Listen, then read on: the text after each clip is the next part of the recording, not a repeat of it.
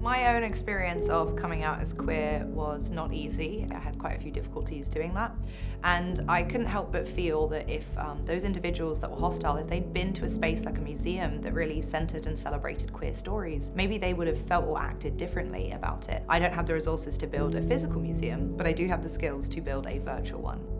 So as you explore the museum, you'll see different objects on plinths, and each object is paired with an audio story. There's 16 different objects. There's also 25 different artworks, which are all by queer creators all over the world. The VR museum was definitely a really immersive experience. So from the moment you kind of put the headset on, you do feel like you're sort of transported into another world. I think what I was expecting was a collection of LGBT things from across the world, and it wasn't really like that, which was really interesting. It focused specifically on stories of individuals and on items that they were really connected to. My identity as a queer person isn't necessarily defined by huge broad strokes.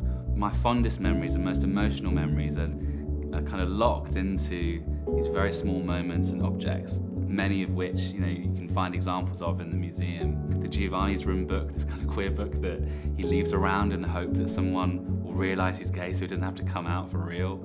I just empathise with that hugely. That is part of what being heard is, isn't it? It's kind of taking notice of the detail.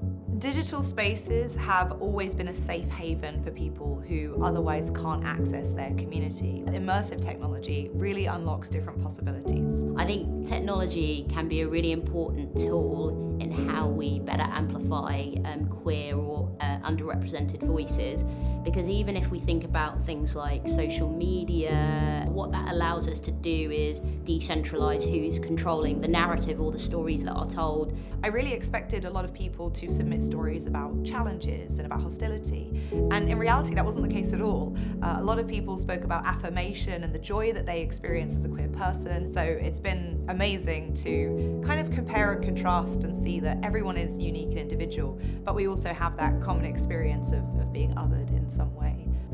I think a lot of the time people treat representation as paying lip service almost, or kind of saying the right thing without doing it. The LGBT VR Museum, perfect example of doing something. It feels like it's almost just the tip of the iceberg with so much technology emerging around the corner. I think it would be really interesting to think about how we can use those for good and use them in a purposeful way. I guess my ideal experience is that people feel maybe challenged in some way. Maybe they realise some assumptions they've made about their own experiences, whether they're queer or not, leave feeling more committed to allyship to the queer community, and hopefully moved and touched emotionally in some way.